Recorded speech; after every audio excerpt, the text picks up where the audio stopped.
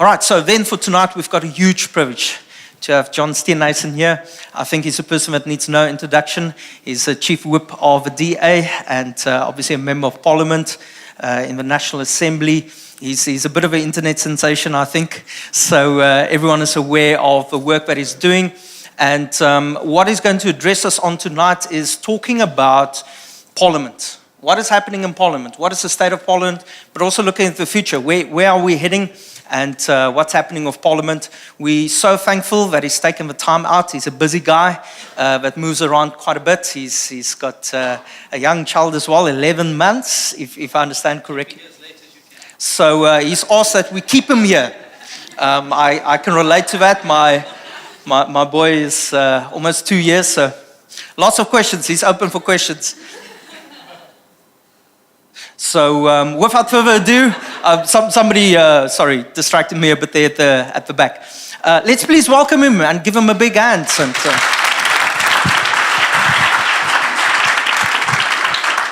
Tians, thank you very much for that welcome. And let me say the privilege this evening is all mine. It's great to be here, and what a great initiative to get people talking. I mean, that's what we need to be doing in South Africa.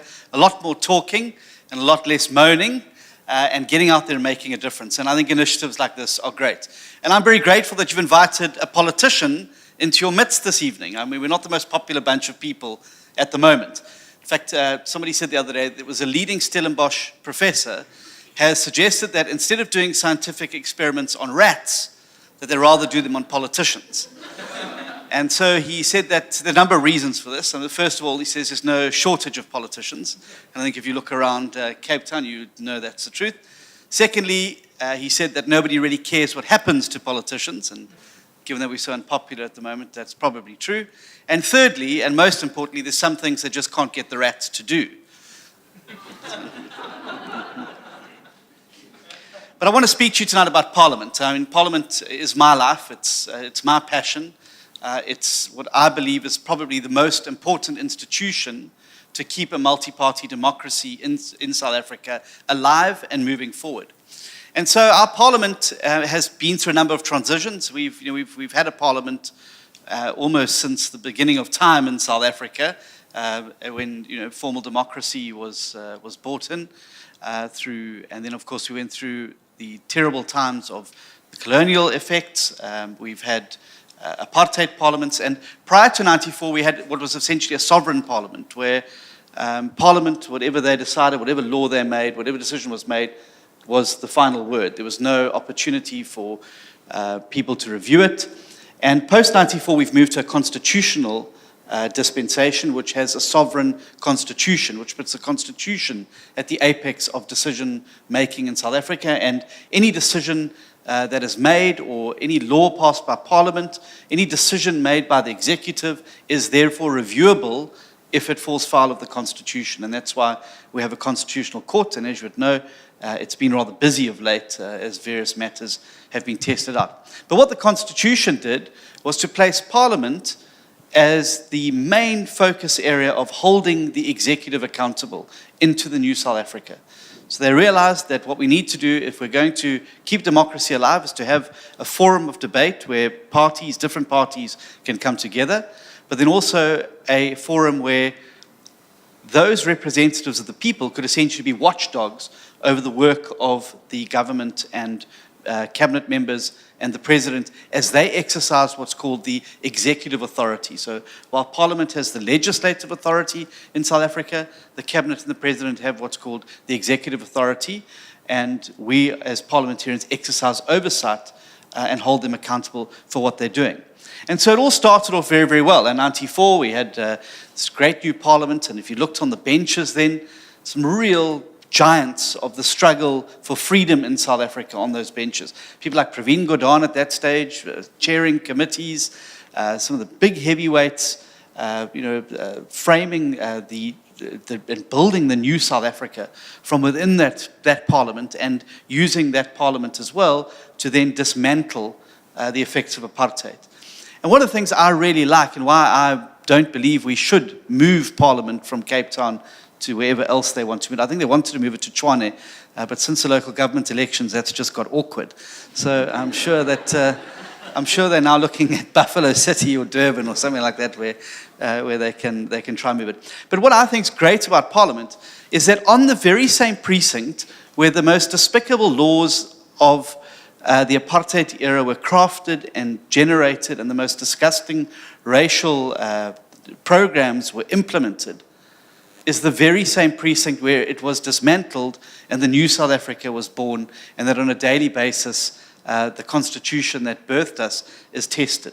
And I think there's something symbolic about that there's a triumph of democracy and constitutionalism over this parliamentary sovereignty and the evil that had taken place before. And so I think it's the parliamentary precinct itself is deeply symbolic of where we've come from as a country and where we should aspire to go to. And so, as I said, it started off very well, and the committees did their work, and they were holding the members of the executive accountable, and there were robust debates taking place. At that stage, the president would appear every 2 weeks, and Nelson Mandela would appear every 2 weeks in the House to answer oral questions from members. Ministers were regularly in the House being held accountable. And then the arms deal hit.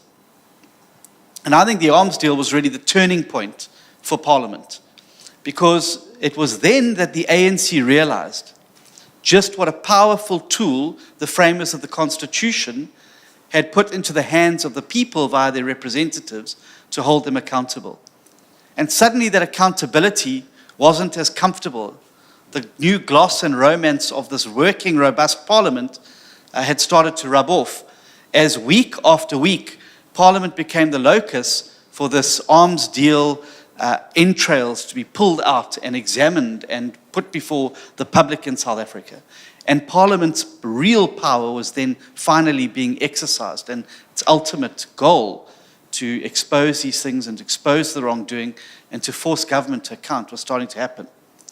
So instead of actually dealing with it and and accepting it, the ANC leadership at that time took precisely the opposite decision. They realized that Parliament was going to be a thorn in its side of various projects that it wanted to carry out, and it was going to be a source of embarrassment when ministers and other people were doing things that were wrong and were outside of their mandate, and for which they were now being exposed. And so there was a systematic shutting down of Parliament then. So question time moved from Nelson Mandela's time of every 2 weeks to once a month with Mr. Mbeki, who then was only coming once a month for MPs to ask him questions, because it was starting to get embarrassing, every 2 weeks. Arms deal, can you please tell us? Remember Patricia Dill producing the dossier on the arms deal, all using Parliament as a way to expose it, because Parliament also affords members protection to be able to raise tough issues, because you're protected in Parliament by something called parliamentary privilege. So you can't be sued civilly for anything that is said in Parliament or held accountable outside of Parliament for any document that you may produce there. So it became a safe space for MPs to start blowing open the scandals of the time. And it wasn't isolated to the arms deal, and as the accountability started to roll out, big scandals like Viridine, people remember that, Serafina 1 and 2, were all broken through Parliament. That was the focus about where they were. So the ANC decided, we can't carry on like this anymore, we need to start shutting this place down. And so systematically the teeth got pulled out of this watchdog that was called Parliament. And so the questions went out to the President from 2 weeks to every month. Mr. Zuma now comes 4 times a year to Parliament to answer questions, just show you how far down we've got. Ministers just stopped coming to Parliament, missing their oral question session, no explanations or impunity. So if you had realized you were going to get asked embarrassing questions, you just don't bother to pitch up. And so this essentially turned executive accountability on its head in Parliament, and essentially pulled all the teeth out of this very important watchdog. And so for the second, the third, and the fourth Parliament, it drifted into a sense of irrelevance. It was a boring place. Nobody was really interested in what was going on. I think the only people who really watched Parliament in those days were people who were struggling to go to sleep and needed a bit of sleep therapy and would watch it and nod off. And it was completely sterile of any real meaningful debate. And people started to question what the benefit of having a Parliament in South Africa really was for. And so I think the fifth Parliament has been a major turning point for South Africa. And once again, Parliament has started to assert itself and become once again the crucible of the national debate in South Africa. And so you've got a variety of new opposition parties in the House. You've got a massively increased official opposition in the Democratic Alliance, youthful leaders, Mr. Malema, Mr. Maimani, Mr. Nkwanka from the UDM, all a new generation of leaders that have come through there and said, we're not actually going to just have this sedate old debating chamber. We want to shake things up and start reintroducing Parliament's role as the Constitution envisaged. And so I think that the heady days that you've seen in the House, and I mean, it's been a very painful rebirth, and as those of you who've had children will know, that birth, while it produces something great, has some pain that goes associated with it. And so we've seen some really ugly scenes playing out in the National Assembly, violence, women being hurt, I think some really awful behavior by parties themselves as this new robust Parliament has birthed. And so a lot of people say, well, Parliament's a joke, I don't want to watch it because, it's just like a circus. But I can tell you right now, I would have a robust Parliament like it is now over a sedate Parliament as it was in the second, third, and fourth term any day of the week. Because a robust Parliament is far better at holding the executive accountable. And so you've seen now, Parliament is no longer a comfortable place for ministers. The government benches are no longer a comfortable place. As the opposition starts to hold them accountable, and as it becomes more and more difficult for the government benches to hold themselves together as a cohesive unit. So what should a Parliament be doing? What did the framers of the Constitution intend it to do? And I think they very explicitly set it out in section 44 42 of the Constitution. It says Parliament must do four things. It's not rocket science. The first thing, they must choose a president. The second, they must provide a national forum for the consideration of issues. Thirdly, they must pass legislation. And fourthly, they must oversee and scrutinize executive action. And so let's just see how we've performed on that over the last little period. First of all, choosing the president. Well, I think that the less said about this one, the better. And the truth of the matter is that we have a president now who has been found guilty of the Constitutional Court of failing to uphold his oath of office and violating the very Constitution that he was elected to protect and defend, and has continued to ride roughshod over democratic institutions.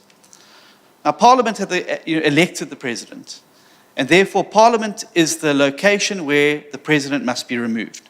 There's only two ways you can remove a president in South Africa. Both involve the Constitution, Section 89 and Section 102, and both involve Parliament. Those are the only two ways that a president can be removed from office in terms of the Constitution. And so, as you may know, and I'll talk about it a little bit later, we're heading a little bit later down the road, on the 8th of August, to a motion of no confidence that's going to be debated in the House, the President. Secondly, how are we doing in providing a national forum for the public consideration of issues? Again, it's hardly been a stellar performance in the House, and it's certainly a lot better than the second and third and fourth parliaments. We're again seeing the ANC attempting to shut down debate in the House. So freedom of speech in the House, which is a constitutionally entrenched right of any elected member of Parliament. You should be able to say whatever needs to be said in that House.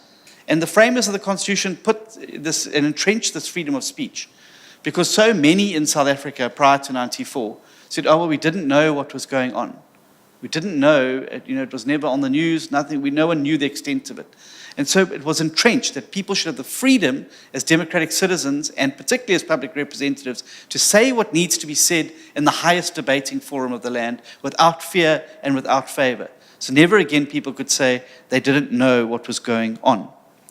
But what we've seen is a systematic cutting down on the freedom of speech in Parliament. And I think it's one of the biggest risks that faces us on the challenge. Now, some of you watch YouTube, and I thought it was just my mom that watched it, and so thank you very much for watching there. Would know that, words that are used every day, it was like rubbish, nonsense, a whole host of everyday words being ruled unparliamentary. that you can't say them in the National Assembly. And I said the other day to another audience that I have more freedom of speech speaking to you this evening or in a Rotary Club meeting than I actually do in the Parliament of the Republic of South Africa, where my rights of freedom of speech are entrenched. And so that's why it's important that cases that were taken to the Constitutional Court around, by the EFF particularly, for being thrown out for refusing to withdraw the inferences around Marikana and the Deputy President, and the fact that the court there again entrenched that freedom of speech, has not deterred the speakers and presiding officers from continuing to try and curtail members of Parliament from being able to say what needs to be said. So even the use of the word hashtag JZ783 has been ruled unparliamentary by the presiding officers. And it's starting to get to the stage where it's actually ridiculous, where it's going to actually come down to the fact that I could go and stand on the steps of Parliament and from there shout out words that I can't say in the parliamentary chamber where it should be constitutionally enshrined. Thirdly, passing legislation. And this should really be one of the most important tasks performed by any functioning parliament in the world. Passing laws that are both constitutional and on the best interests of the country and are well drafted. But the truth of the matter is, almost on a monthly basis, shoddy, job-wrecking legislation is being pushed through the House, much of which gets challenged in court thereafter and is sent back to the Parliament to be reworked on. So time and time again, we're seeing bills being sent back either by the President, because the constitutional law advisors advise him that if you sign this bill into law, you're going to get a clap in the Constitutional Court again. And it's starting to get awkward there as well for the President. And bills that are then taken on review and declared unconstitutional. Now, this is an indictment on Parliament, because really what you should have in a Parliament is a group of legislators able to effectively pass legislation in the best interests of the country, and good legislation that stands up to the scrutiny. And now, you should be able to make mistakes from time to time, and there's no legislation that's perfect. If you listen to Mr. Trump the other night on television, he's got a big beef about the Obamacare legislation, and he seems to think that's not perfect. But, no legislation in the world passes perfect laws. But the scale and volume of bills being sent back to the Parliament is a source of major embarrassment. And I think the problem lies there in the lack of resourcing of Parliament as an institution, allowing legislators to be able to do their job. So every single committee should have competent legal advisors who are able to assist the whole way with drafting. But also what you need to introduce is some technical advisors as well, particularly when it comes to technical bills like the Minerals, Petroleum Resources Act that bill that was before the House, where it's very technical stuff that MPs may not necessarily have the skills on. But we should be able to have the resources to be able to in-source experts in those fields to help guide committees. So when the legislation comes out at the end of the pipe, it's not wrecking industries, it's not destroying jobs, and it's not harming the economic prospects of South Africa, as the MPRDA, this mining charter, the Expropriation Act, the Promotion and Protection of Investment Bill, all these bills have got really harmful effects on the South African economy and on investor confidence at a time when we should actually be doing our very best as a country to be allaying fears and attracting foreign direct investment. And so this is why you would have seen today, I was on the radio around my concerns around the ad hoc committee, not the ad hoc, the committees that have been tasked with probing the state capture. We fought very hard in the beginning to have a single ad hoc committee that would then enable it to be resourced by Parliament, be able to bring in expertise, to focus like a laser beam on getting to the very heart of state capture.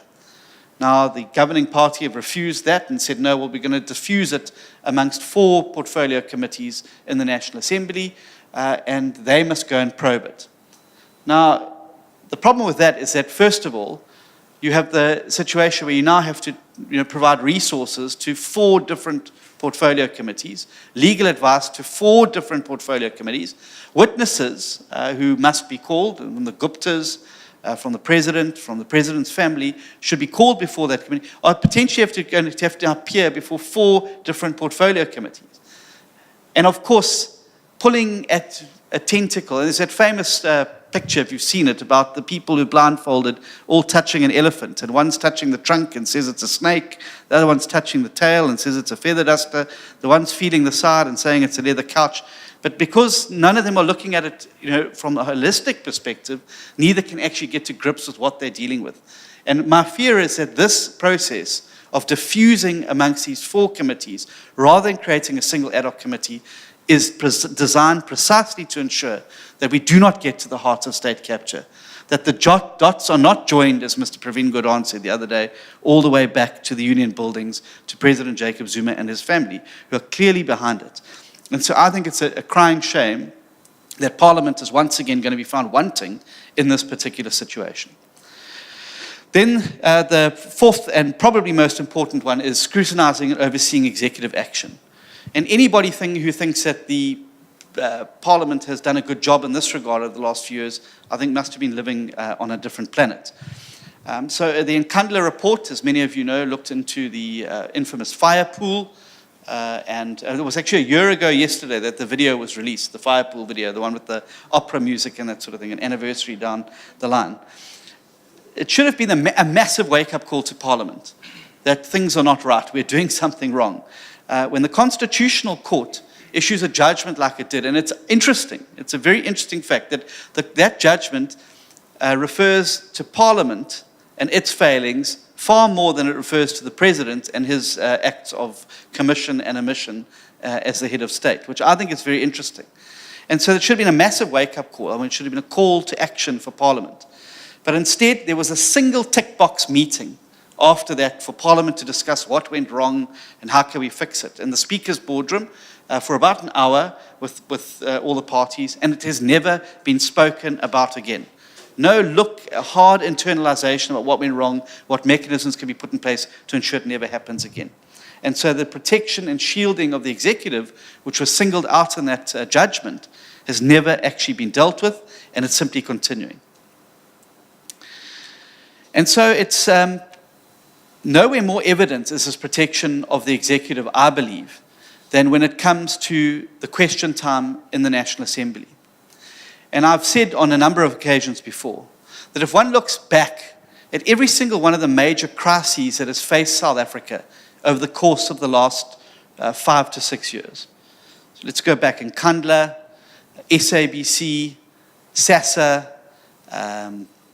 Nkandla 2. All these could have been avoided had Parliament been functioning effectively and doing its job properly. Did I say the SABC? No, I could say SBC. So if you trace back the anatomy of these crises and look back at the start of the problem, they can be traced back directly to parliamentary inaction and failure. And so look what happened with SABC. Faith Matambi, as soon as the questions started to get more difficult, both written and oral, she stopped replying to written questions. So I think she had like a 75% rate of questions that were submitted to her, she just didn't answer, from members of Parliament. Elected members of Parliament are entitled to submit 4 questions a week to the executive, and they're required to be answered within 10 working days. She just simply refused to answer the tough questions around the SBC. Mr. Motsaneng's appointment, the licensing debacle, the fees, TV licenses, the outsourcing of TV license collection, the local content. All these tough questions she just simply ignored. Now, what you should have had in that case is a speaker stepping in, or the leader of government business, who happens to be Mr. Ramaphosa, stepping in and saying, listen, you better answer those questions. Or the speaker forcing the minister to stand up in the House and admonishing her publicly and holding her accountable for failing to answer it, and putting her on terms that if she doesn't answer it, there's going to be a motion passed in the House against her. Instead, the speakers just allowed it to continue.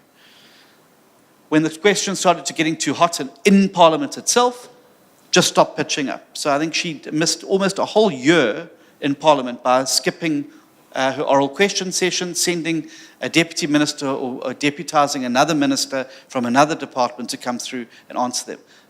Lack of accountability, never picked out by the leader of government business, never told to stand in the House and perform her function. And the same pattern applied with the Social Development Minister, Bathabile Dlamini. She was consistently aided and abetted at every step of her acts of omission and commission by the Speaker to avoid answering those tough questions. So the opposition picked up very early that we were facing an impending crisis with the SASSA grants payout. And the minister was questioned in the House, and the minister blatantly lied to Parliament, saying that everything was on track for the rollout on that date. She gave absolute assurance. And when the opposition got up and said, but hang on, Minister, you're not telling the truth, it was not the minister who was then dealt with harshly by the Speaker. It was the MPs who dared to get up and hold this minister accountable who were ruled out of order by the Speaker and told to sit down and keep quiet. Their time was up and were prevented from doing their jobs. And so this robust scrutiny was prevented, actively prevented by the Speaker. And so what is required is a Parliament that actually holds the executive accountable, and a Speaker that actually then performs that function. And unfortunately, I think a lot of the problem that we have in the National Assembly at the moment and the thwarting of its ability to perform its function effectively is that we have a Speaker who puts her interests to the party and her job as the chairperson of her political party first, her duties to Parliament second, her duties to the Constitution third, and her duties to the people of South Africa fourth. And so even our National Assembly Guide to Procedure sets out very clearly, and I want to quote from it, that although affiliated to a political party, the Speaker is required to act impartially and to protect the rights of all parties. For the Assembly to function correctly, there has to then exist a covenant of mutual respect between the parties represented in the Assembly and the Speaker. The rules of Parliament themselves then also go on to acknowledge this and enforce her to behave impartially. So Rule 26.4 states that, and I quote, the Speaker must, not may, not should, not on a day that she feels like it, not on a day when Steenhuisen stands up and she doesn't like his face on that day. It says the Speaker must act fairly and impartially and in a manner and apply the rules with due regard to ensuring the participation of members of all parties in a manner consistent with democracy. So the great irony is that the Speaker is very quick to enforce rules on members of Parliament when she feels that they're breaking them. But she's not prepared to be bound by those same rules herself. Because every time she acts in a biased manner, every single time she makes a ruling that is in favor of her political party, her president, or herself, she undermines the very rules that she's actually tasked to uphold and defend. And that's why there's just such an erosion of respect for her role in the National Assembly. And it's why, whenever she's in the chair, there's always choppy water in Parliament. Now contrast that with the times when Toko Didiza and Cedric Frolick are in the chair. They have a great deal of respect from the House. There's generally a calming down, both able to deal with even difficult situations in the House with a disarming manner and to keep things calm. And Betty has precisely the opposite effect on the House. When she's in there, it's all systems go, it's battle stations on, and she's going out there to do her work. And so I believe that we're on the road to ensuring that we re-entrench a functioning and effective Parliament. And I think that the genesis now of the fifth Parliament, with the arrival of new opposition parties, with the arrival of new, young, vibrant leadership there, who want to take Parliament by the scruff of the neck, shake it up, and make sure that this watchdog wakes up from its slumber now, regains, puts in its false teeth, and starts biting again, because that's what the constitutional framers wanted it to do. And so we truly can be, as a Parliament, a representative institution that represents our people, that gives effect to their hopes, their concerns, and their aspirations.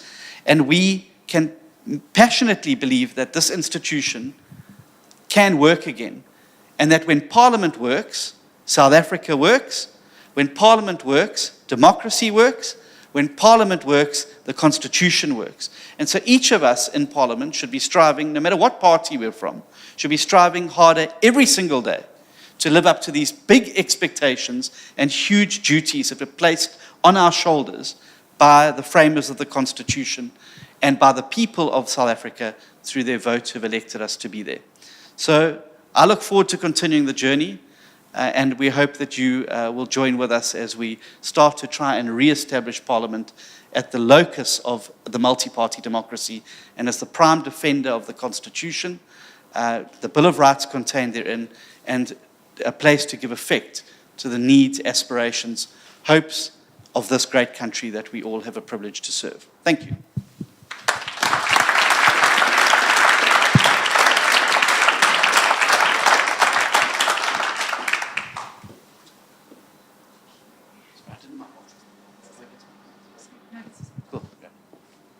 Thank you, John, Lots of for... questions, I remember. It's about bath time now, so... Thank you very much for that. I think it was very interesting to all of us. You really provided a good overview, well, historically as well. And I have some interesting questions, quite a few already. So please do keep on sending them. The number is up there. So the first question is, what is your view on a potential outcome of the upcoming motion of no confidence? And what is the DA and Parliament's plan if the Speaker does not grant a secret ballot? And then lastly, will the removal of Jacob Zuma not hurt the chances of winning in 2019? Voters may well be enticed to give the new president of the ANC a chance. Cool. Great. 3 great questions. You guys should be in Parliament. You certainly ask better questions than my opponent. So. First of all, what I think about the outcome of the motion of confidence. I believe that the ANC will back President Jacob Zuma on the day, and I think that they will vote to retain him as the President of the Republic of South Africa on the day. I really think that they will get the majority. But, and here's the but, I think that we're reaching a turning point, and I think that for the first time you're going to see ANC MPs, or certainly alliance partners within the ANC, breaking ranks with their party. And that is why the President and Mbete are so determined to prevent a secret ballot from taking place. Because they know that even if one ANC MP abstains or votes against the President on that day, if even one member of their coalition partners in the Communist Party abstains or votes against the President on that day, it is a mortal wound to the President. Because this facade then of ANC unity, in this year of unity, is going to be completely broken and shown to be the fabricated lie that it is. And the President then will limp into December's conference a lot weaker, because the blood will be in the water, and those of you who are Cape Townians know, when blood's in the water, the sharks start circling. I don't have to worry about it. When I go swimming, sharks give me a professional courtesy. And so he will limp then into, and it's going to make getting his candidate, preferred candidate and state elected, a lot more difficult, because he's going to be in a far weaker position. I think that it's going to be very interesting to watch a few things. Which ANC MPs don't pitch on the day, which ANC MPs either abstain or vote against, but also the behavior of the SACP, because they've had a lot to say in recent weeks about, serving separation papers on the ANC. It's going to be very interesting to see how they react on the day. And so I think that we're still going to be stuck with President Zuma on the 9th, but I think he's going to have a Women's Day celebration a lot weaker than the day that he started before. And I think that the important point here, because somebody said to me the other day, well, isn't these things like knocking your head against a wall continuously, expecting the wall to finally give way? Well, I think that Mogoeng was very clear in his judgment that these motions are very important tools of ensuring our democratic hygiene. And so it is right that Parliament debates the conduct of the President. I think it would be very wrong if, on the back of the Constitutional Court rulings, on the back of ratings downgrades, on the back of the sacking of the Finance Minister and his team and replacing him, on the back of the Gupta leaks that are spilling and spewing out every day, and their rotten contents exposing the true nature and extent of state capture, for Parliament not to express itself on those things. And so I think that's why those motions were provided for in the Constitution, and it's appropriate that we debate it, and we must debate it.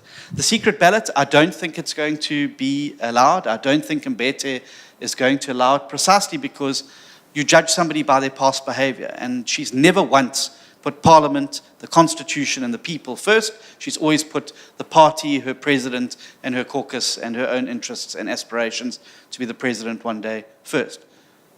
Goodness, I'd have to move to Mozambique if that was the case. Seek asylum somewhere. So I don't think the secret ballot's going to be granted. I think she's going to leave the decision right up to the last minute, if not the day of the House debate, which I think is incredibly reckless, and I don't think it's in the best interest of Parliament. And I think that the game plan here is to ensure that the House collapses on the day when she makes the announcement. And so the distraction and smokescreen is then not the acts of omission and commission of this president, but then becomes a big fight about the secret ballot, which distracts attention away from the real reason that the motion's being discussed. And that, I think, is her game plan, to try and obfuscate and prevent that message. So the message will then be the fight around the secret ballot, rather than what Mr. Zuma and his cohorts have been up to. Yeah, I mean, there's a number of schools of thought around, is it not better for us to have President Zuma stay on? Yeah, I think politically it probably would benefit us, but we're going to have a Zuma proxy in place anyway in December, and post that. So, I think that there's a lot of people who make the mistake of thinking that you're just going to, change the person at the head of the ANC. It's suddenly going to become this morally upstanding organization. It's a fallacy. The rot has extended right through the ANC.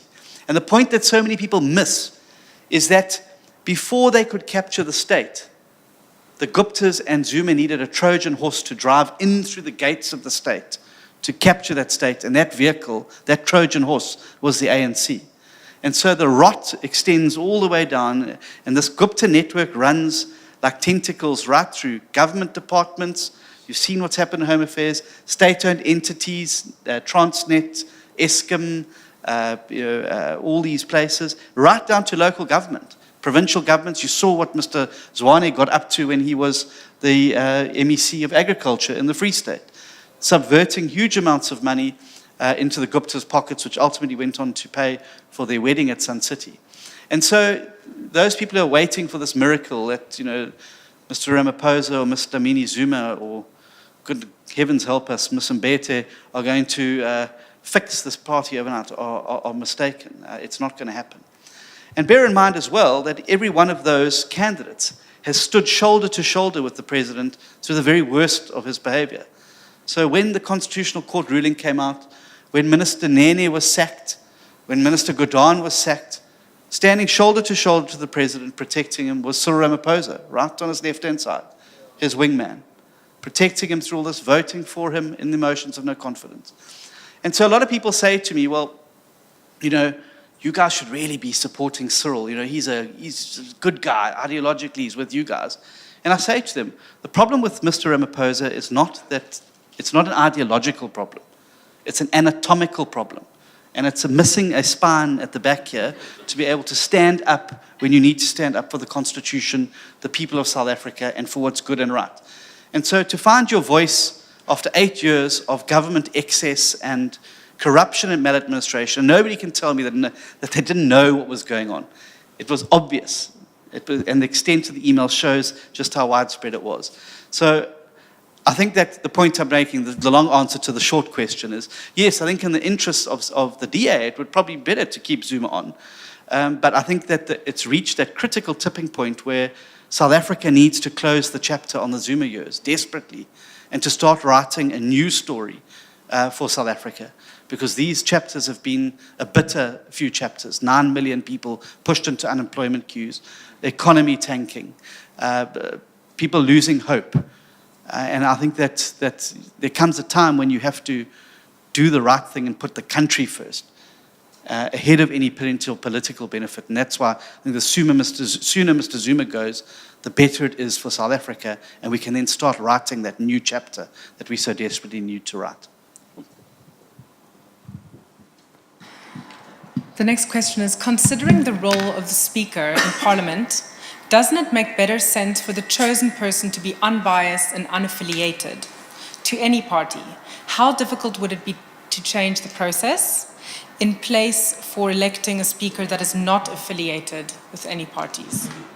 And then, would the DA ever give Zuma a pardon or immunity if he stepped down, if it was their power to do so, just to get him out? And then, it appears that legally civil servants can resign before being held responsible and thereby more on become a director of another SOE. Is anything being done about that in Parliament to put harsher restrictions in place? Sure. Questions are getting harder every round. It's like who wants to be a millionaire? You know, the closer you get to the top, the harder the questions get. But thanks for the great questions. Yeah, the speaker. Yeah, I mean, I don't think that we need to change the system necessarily. I just think we need to make sure we have the right person there. And I use the example of Frene Ginwala and even Max Sisulu. Great speakers, really great speakers who did their best to put the institution first. And I think that they were able to, I hope it wasn't anything I said, that they were able to put Parliament first as an institution. So I don't necessarily think we need to change the law. We just need to make sure you got the right person there, and that person, when they stray from doing their job properly in an unaccountable manner, is held accountable by Parliament properly. And so, I mean, Mr. Sisulu paid the ultimate price for putting the institution first. He was the speaker who first instituted the Nkandla parliamentary processes, and he was rewarded with exile by the Zuma faction. But in Great Britain, for instance, and I mean, they're not paragons of virtue of anything that's good in parliaments, but I mean, they are where our parliament derives its parliamentary practice from. The speaker resigns from their political party, and then the constituency that the speaker is from is not contested by any political party. So the speaker is essentially elected unopposed. So he doesn't have to sully himself with elections and getting into party political things. But I mean, they're a lot stricter in places like that. I mean, even the speaker's comments about President Trump's pending visit there were deemed completely inappropriate by the House, that he had actually descended into a position and announced himself on something politically. The immunity and so-called exit package. Yeah, I don't think that any of us should be in any position to support it, no matter how much we want to get rid of a president, because just think about the precedent that will set for future wrongdoers. That even if I tank the economy, even if I sell out the country to a small family called the Guptas, even if I put my family's interests and their wealth creation ahead of the people of South Africa, even though I push 9 million people into unemployment queues just so I can keep my job, I'm still going to walk away with a multi-billion rand package. I just think there's something fundamentally wrong with that. And I think it speaks into the second question as well about what I think one of the biggest problems in South Africa is, and that's the lack of accountability and the lack of consequences. So the Auditor General every year releases these reports into the state of local government and provincial governments. And he expresses himself on what he calls fruitless and wasteful expenditure, which is a polite word for that, which is a polite word for corruption and stealing. And it's getting worse every year. It's not getting any better. And one of the reasons, he said, is there's no consequences. So Municipality X has had a disclaimer since it was established. Money is being stolen hand over fist. It's not delivering services. And it's one day of bad newspaper headlines, and it's pressed into repeat the next year. So until we bring in a consequence framework in South Africa, you're not going to see anything getting better. So both the MFMA, the Municipal Finance Management Act, and the Public Finance Management Act have very strict sanctions and criminal sanctions and jail term for CFOs, CEOs, and others who abuse public money. But how often do you see somebody being jailed for that? How often do you see the state, the NPA, vigorously pursuing a civil recovery of millions that are stolen, going after that person, attaching their house, attaching their cars, and taking that money back, attaching the ill-gotten gains that they've got on the back of stealing money from the public? And you'd only need to make a few high-profile examples of that before the message goes out that this is not going to be tolerated anymore, and we're going to start holding people accountable. And you only have to jail a few director generals, municipal managers around the country to be able to hold that up as an example of what happens when you are involved in this sort of nonsense. And so I think that the whole concept of this amnesty exit package, I find distasteful. I said to an audience in Pietermaritzburg this week that I very seldom agree with my colleagues on the ANC, but I agree with them about giving Mr. Zuma an exit package. And I said, I've got a very nice exit package for him. It's a pair of orange trousers, an orange tunic, and some orange undies, which will look very well at Malmesbury Prison when they do their fashion parade. Because that's where people who have robbed and stolen from the people of South Africa belong. It's not in Nkandla on a homestead that the public have paid for, and it's not with 2 billion rands worth of exit package in your pocket for you to go in peace and sin no more. We need to hold people accountable, and that accountability must start right at the top with politicians and the top leaders of the country. So I'm completely opposed to that. And as I say, that's also why I don't like this issue of popping up of officials. So you'd have an official that steals in this department, and just before the disciplinary process starts, he resigns, and they drop the process. And the next thing, he's popped up, at the Human Settlements Department or at the Public Works Department, and he's carrying on his business there. And again, the pattern is there. As soon as he's caught, he resigns, and he pops up somewhere else again. So I think what government needs is a blacklist across 3 spheres, where if you are found guilty by a disciplinary process of corruption, of maladministration, that you are blacklisted from serving in any sphere of government going forward, because that will be the biggest disincentive. If you are a career civil servant and you involve yourself in corruption and fraud and maladministration, you must know that the consequence is that you will not be able to work in the public sector again. And so I think that until we have these consequence frameworks in place, the looting, it's going to be, a looter continua. They're going to carry on looting until there's very little left in the state's coffers. And again, remember, this money comes at an opportunity cost. So we talk about these billions of rands, but these billions of rands are on the back of houses that could be built, municipal clinics that could be built, roads, infrastructure, sanitation. And so it's essentially robbing from the very people who need this money the most and channeling it into the pockets of fat cat politicians and officials.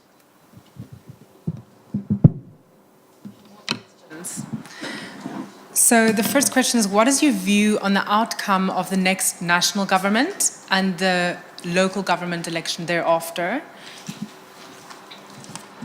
And there have been rumors that there have been discussions between Cyril Ramaphosa and Julius Malema to form a coalition when Jacob Zuma steps down or gets voted out.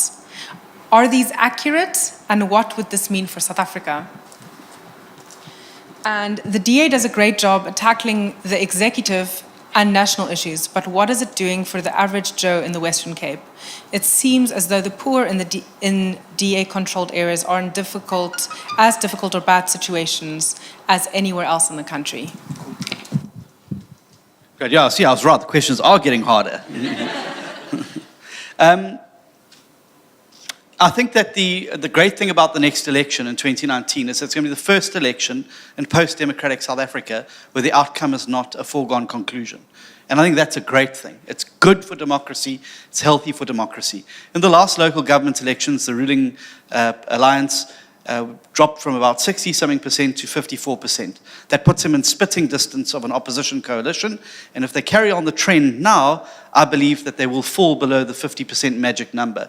Just a few weeks back, for the first time since we started tracking our tracking poll in the country, and bear in mind our tracking poll has predicted the last 2 elections to within 0.2%, I think, of the actual result, which was why, to Mr. Mantashe's astonishment, we were able to announce that we'd won Tshwane and Johannesburg prior to the IEC making the results. And you remember there were all sorts of things about witchcraft that being thrown at us, but it's actually just a polling operation we run, which allows us to predict. And we were able to predict it. And so for the first time, for 4 weeks in a row, the ANC tracked below 50%, and that's massively positive. Now, I don't want anyone to get excited now, but it's a long way to go before the next election, and so things can change. But I do think that whatever the result in 2019, we will have a coalition in South Africa. It'll either be a coalition with the DA at the center of it, with other opposition parties, and perhaps the splinter party that will form in 2019 as the victors and vanquished sort themselves out at the ANC's conference, or it's going to be an ANC-led coalition. But either way, it's going to come down to, I think, 4 to 5% in it. And so I think that there's a lot to be excited about. There's a lot to play for in the next election, and coalitions are the future. And I think that's a positive thing. I think coalitions, whilst not always the most stable forms of government, often work out the best, because neither party can actually then, express its full manifesto at full throttle, and the parties act as checks and balances on each other. Some of Germany's most stable periods were when the CDU and the SPD were in coalition. Parties from very different ideological backgrounds, but coming together and coalescing around some key objectives to get Germany out of trouble and to move it forward. And you've seen the same in many other European countries. Mark Rutte in the Netherlands has presided for the last decade over 5-party coalitions with very diverse partners therein. So coalition politics is not easy, but I think it is the wave of the future. But indeed, if one looks back at history, very little has changed in South Africa without coalitions. And it's coalitions from the parties pre-94, but also the tripartite alliance itself is a coalition of sorts between the Communist Party, COSATU, and the ANC. So, I mean, coalitions have brought change before, and I think they're going to bring change again. The Ramaphosa-Malema alliance, I don't think there's much truth in that rumor, but they say politics, anything can happen. And a week is a long time in politics. But I think that the alliance would be devastating for both parties' brands. I mean, Mr. Malema's party relied a lot on the anger and resentment that arose from Marikana. And we all now know what the deputy president's particular role in that conflict was. It's not covered in glory in terms of his involvement there. I think it would be very unlikely that the two of them would be in bed. But who knows? Perhaps Mr. Ramaphosa is going to lose out in December and could perhaps fold into Save South Africa, which in itself could become a new political vehicle that's been chugging along behind the ANC for a little bit. And that could be a potential alliance partners with opposition parties. All this is possible, and particularly now that we're operating in that space where coalitions can happen. In terms of the DA's performance where we govern. Look, we're not perfect. I don't think there's a perfect political party in the world, and I don't think every party gets it right. And let me tell you something, Cape Town, as wonderful as it is, still has very deep structural inequality that exists as a result of apartheid-era spatial planning. We are still, as South Africans, a very deeply divided nation. And we should be focusing every day on bringing that together and addressing those spatial inequalities and closing that gap. But let me tell you this, that by the national government's own reports, your cleanest and most accountable governments, Western Cape, this Cape Town Metro, is the cleanest governed metro. It's the only metro in the country that got a clean audit from the Auditor General. Only metropolitan area in the country. The provincial government's the only provincial government that got a clean audit across all government departments. Now, that's an amazing achievement in governments. That's just clean and accountable governance. But clean and accountable governance translates into something. It translates into more money being channeled to where it should be going. And so in the Western Cape and in the city of Cape Town, you have the highest access to basic services out of any other metropolitan area in the country. And please, I'm not saying that it's perfect, because we all know what it looks like when you come into land over Cape Town, as I do twice a week. That there still exists a massive urbanization that's taken place, and there are people that still live in poverty. But the quality of life offered under a DA government is better than anywhere else in the country. And that is why so many more people put their faith in our party in the last local government elections, because they realized that life was getting better. And so we were able to get more votes, and we've got an even bigger majority now in Cape Town, starting out with a coalition, then to a huge multi-party coalition, to basically a two-party coalition, to now governing outright and absolutely now. And so I think that we've got a long way to go, but I think we're on the right track. And I think that the basis of good governance and service delivery here has been the reason why so many people have put their faith in our party in Nelson Mandela Bay, in Tshwane, and in the city of Johannesburg, where they've seen the difference here and want to give the parties a chance to be able to deliver that where they are. So we've got a long way to go in South Africa, and there's a lot to do still. But I think we're certainly further down the track than any other government in the country. And I'm very proud of the work that Helen Ziller, that Patricia Little and their teams have been doing here, and I know that our mayor's already, I mean, just in his first year in office, Mayor Mashab has handed out over 2,800 title deeds to ordinary South Africans who were not given title to their homes. It's a massive achievement. It's extended clinic hours till 10 o'clock, so people now don't have to take off a full day of work to go and access medicines. The City of Cape Town are rolling out free public transport to unemployed job seekers so that they can access commercial opportunities and not be paying exorbitant amounts just to try and come into urban areas to find work. And of course, trying now, as Brett Heron has done, to try and address this issue of gentrification and displacement by announcing the fact that the city is going to be building lower income housing units closer to the city centre so that we can start closing this gap that exists between we've inherited from the apartheid era spatial planning. So a long way to go, but I think we're further down the road than any other party, and we will continue to accelerate that until we're able to make this really the shining city on the hill that it should be. Cool. Sorry, can I just clap on that last, because there's massive issues that were raised. Thank you.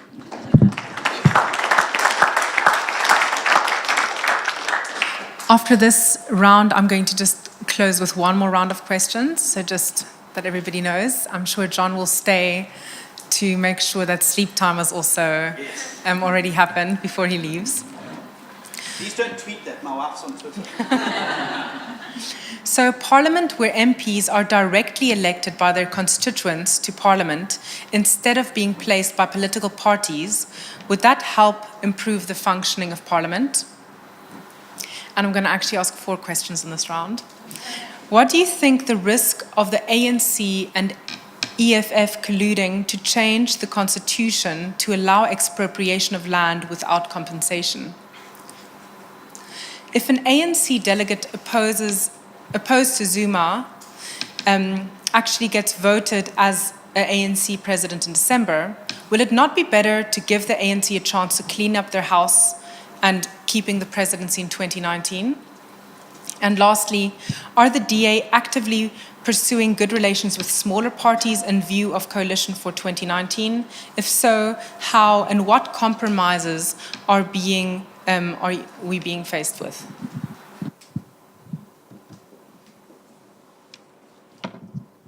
Cool, thanks. The directly elected one, the answer to that is very quick and easy. It's absolutely. Absolutely, having directly elected representatives brings far more accountability into the system. And I say that from personal experience. I spent 11 years as a ward councillor in the city of Durban. So I was directly elected by a geographic community of people to go and represent them. And I think that one of the big problems we have in South Africa is that there's a fundamental gap between the electors and the elected, where the electors feel that members of parliament are very distant. Some people don't even really know who their members of parliament are, how to access them, and really that they feel that I've got no connection with that person, and I've got no way of holding that person accountable. So even if I don't like what they're doing in parliament, I've got no way to withdraw them. And so having directly elected people introduces a far greater accountability mechanism between the electors and the elected, and there's a closer relationship. And I mean, I think one of the negative things we're seeing where this is played out is where you're seeing ward councillors' houses being burnt down, and they become the focus of community attack because they really are the shortest distance between 2 points. So even if the local school's not performing well, which is a provincial and national competence, even if the pension payout's not working great, provincial and national competence, even if the local healthcare clinic is not working, provincial and national competence, it's the poor councillor who gets burnt out, and that's because people know where he lives, they know who he is, and they know how to hold him accountable. So I remember, and when you've made a bad decision on the city council, on a Saturday morning when you went to do your shopping, you heard all about it, and sort of just stayed away from the ladies with big handbags because you never know you're going to get clobbered. So it introduces a measure of accountability. And then, if people didn't like how I was performing as a councillor, they could make sure, well, John Steenhuisen has done a bum job for the last 5 years. I'm going to vote for his opponent. And make sure that he's elected. So you're always having to make sure your constituents are looked after to ensure that they're able, that you're able to bring that accountability. So what we've proposed is much along the lines of the Van Zyl-Slabbert Commission report, to have a dual system. Because of South Africa's divided past, it's also to ensure that we have minority representation. So you don't have one party just completely dominating the political space. So I think you must have some space for smaller parties, even parties like the ACDP, and that have a niche. And it's important that their voice is heard in a multi-party environment, because that's the whole point of having a multi-party democracy. So even the PAC, I don't necessarily agree with what they say, but I think it's important that when we have debates in Parliament, their voice is heard and that they give expression to a constituency, South Africa, so you don't have a huge group of people that sit there feeling marginalized and unlistened to. And so I think that what we should do at a provincial national level is have a dual system, like we have, half elected, half appointed on a party list system. And it would be relatively simple to do it. And then you have half MPs that are allocated to geographic areas. And then you can look at whole other ways of assigning the appointed MPs into constituencies as well, and trying to introduce measures of accountability. But absolutely, far more accountability when you're actually beholden to a group of people who can hold your feet to the fire. ANC EFF on land reform, well, I think that everyone had the opportunity. We had this debate in the National Assembly less than 2 months ago. The EFF brought a motion to the floor of the National Assembly to do precisely this, to amend Section 25 of the Constitution to allow for expropriation without compensation. But the centre held in Parliament, I believe, on that day, and the motion was overwhelmingly defeated, because those people who believed in upholding the Constitution and the current process, and recognizing that when it comes to land reform, it's not necessarily the Constitution that's the problem, because the Constitution doesn't mention anything about willing seller, willing buyer, and the like. So there are mechanisms we can use in the constitutional framework to address the problem we have with land in South Africa. But the rational centre held on that day. And I think that's enormously positive for South Africa. That, here we had an opportunity for a Venezuela moment, and good sense and rationality prevailed. And so I don't know what's going to happen in the future, and it may well also depend on who gets control of ANC Inc. in December, and is in what their potential mechanism is.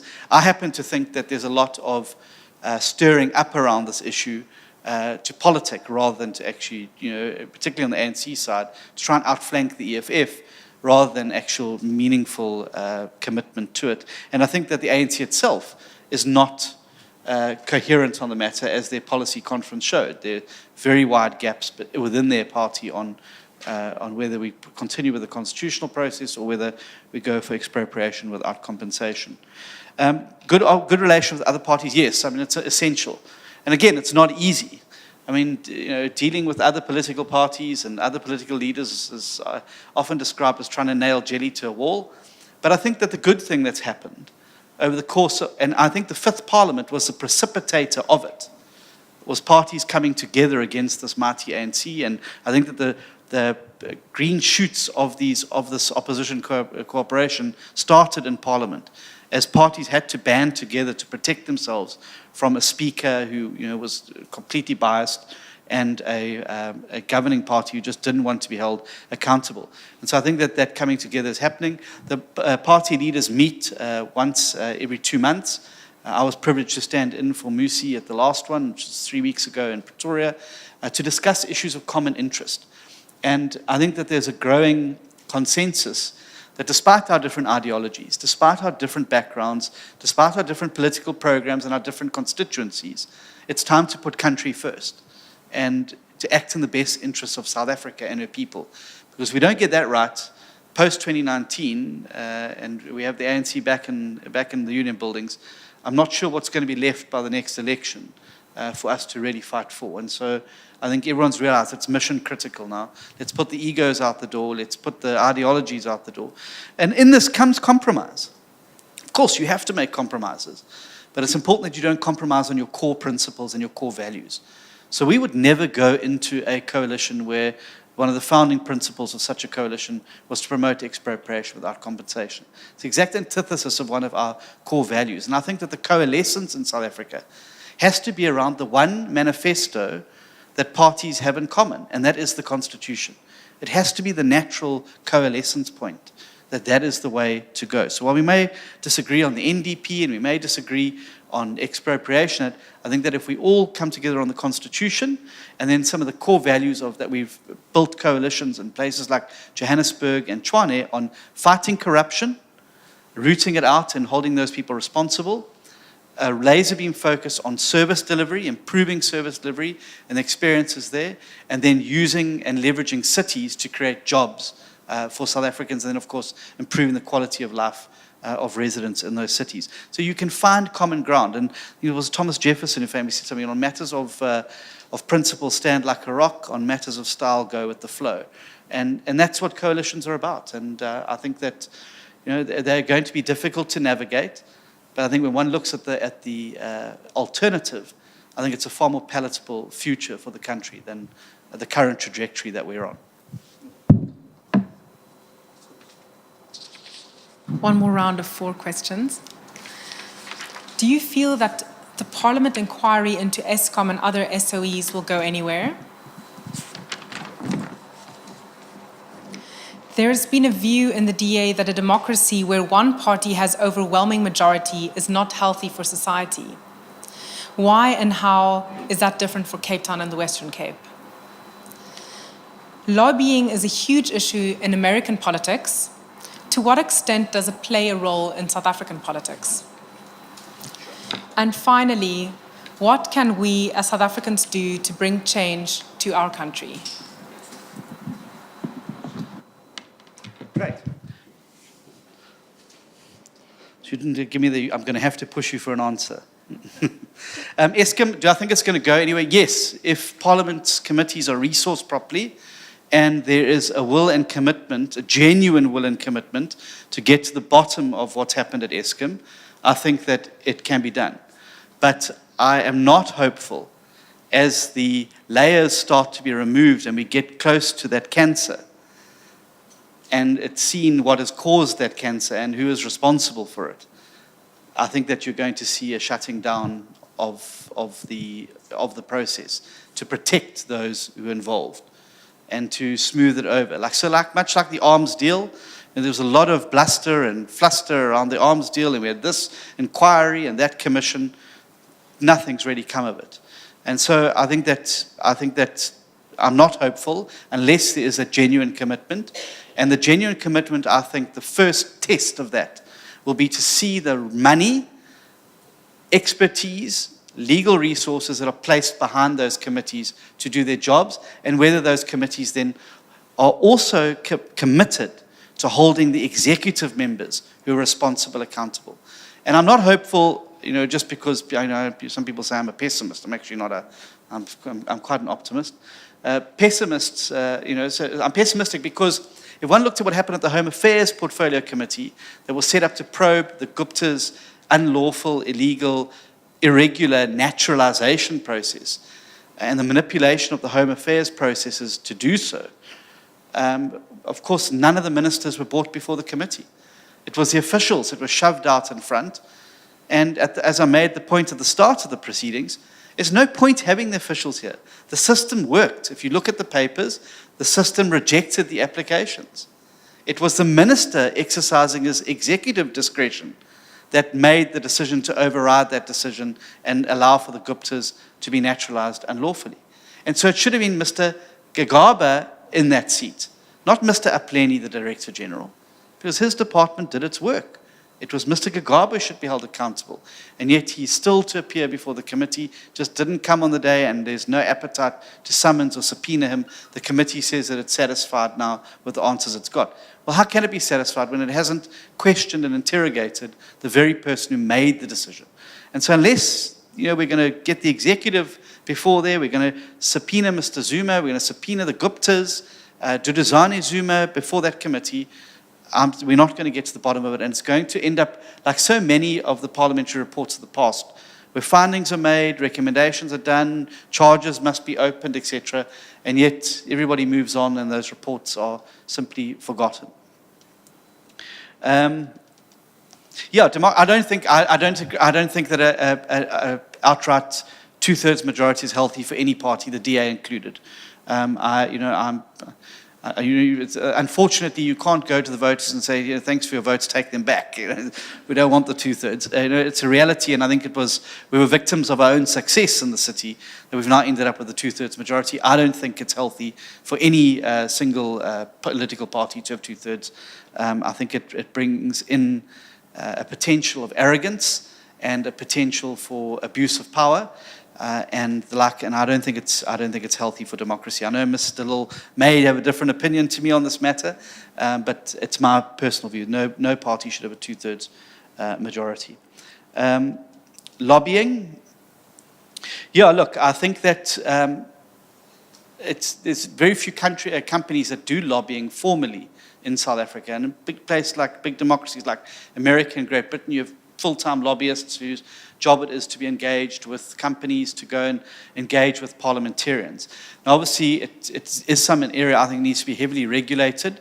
And one of the things that we must avoid is people who have a revolving door between lobbying and government. So they serve as director generals in departments and go out to become lobbyists to their own departments, or serve as ministers and then come back as lobbyists, or politicians on committees and come back as lobbyists. I think it leads to a very unhealthy blurring of what should be taking place. And of course, you've always got to follow the money. And so we've got to be very careful about what is lobbying, what is acceptable lobbying, what is unacceptable lobbying.